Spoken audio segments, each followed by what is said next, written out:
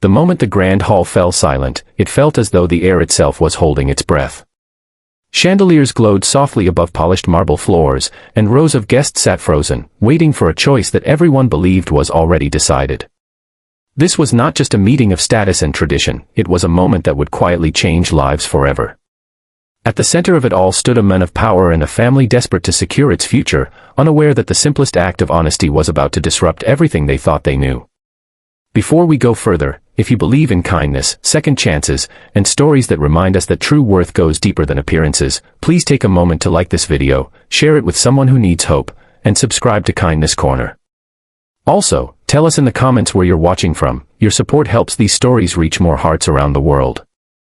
The Duke, named Alaric Hawthorne, was known across the region not only for his wealth but for his quiet principles.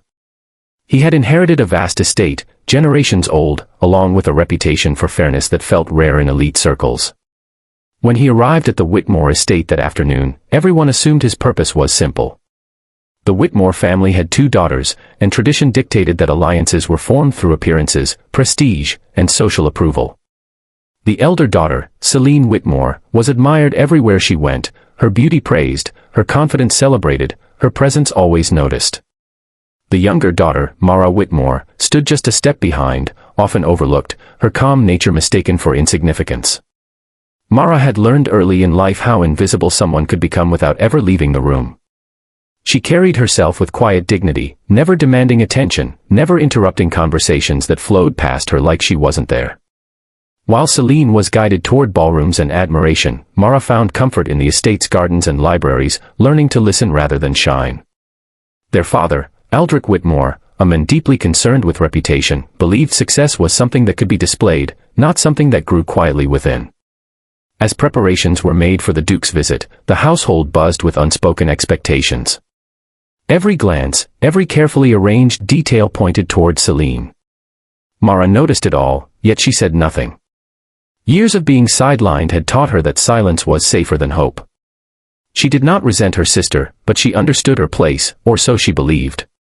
When the moment came, Aldrich Whitmore guided the Duke through the hall with practiced confidence.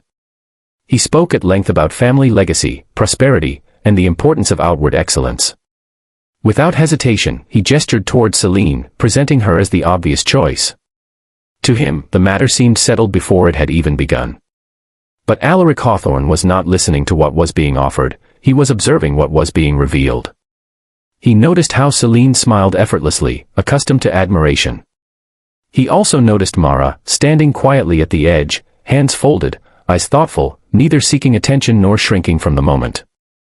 There was a stillness about her that did not come from weakness, but from self-awareness. As the room waited for his response, Alaric felt something unexpected, a sense of clarity. He had seen countless polished faces and rehearsed virtues throughout his life. What he rarely encountered was sincerity untouched by performance. His decision, when it came, did not follow the script everyone expected. The reaction was immediate and unspoken. Murmurs rippled through the guests. Aldrich Whitmore's confidence faltered, his carefully crafted plan cracking in plain sight. Celine remained composed, but surprise flickered briefly across her face. Mara, meanwhile, felt time slow. She was not prepared for attention, least of all this kind. Her heart raced, not from excitement, but from disbelief. In the days that followed, the estate buzzed with speculation. Why would a duke choose the daughter no one praised? Why turn away from perfection as others defined it? Some whispered theories, others doubted the decision entirely. Mara felt the weight of judgment pressing on her from all sides, yet something within her remained steady. For the first time, she was not being chosen despite who she was, but because of it. As arrangements were discussed and plans formed, Alaric took time to know Mara beyond appearances.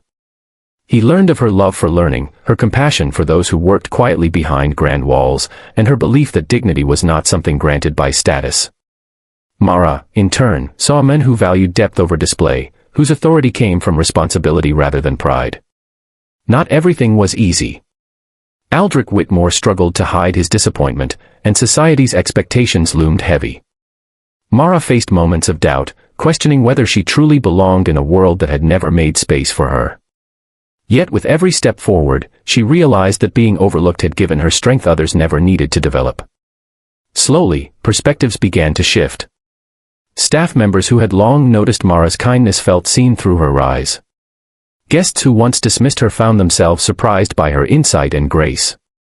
Even Celine, accustomed to admiration, came to understand that worth was not a competition, but a spectrum.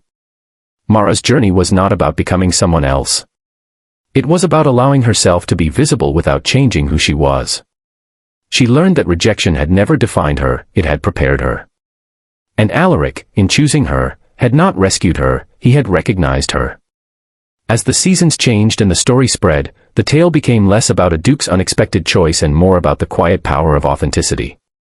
People spoke of how true value often stands silently, waiting for someone willing to see beyond the obvious.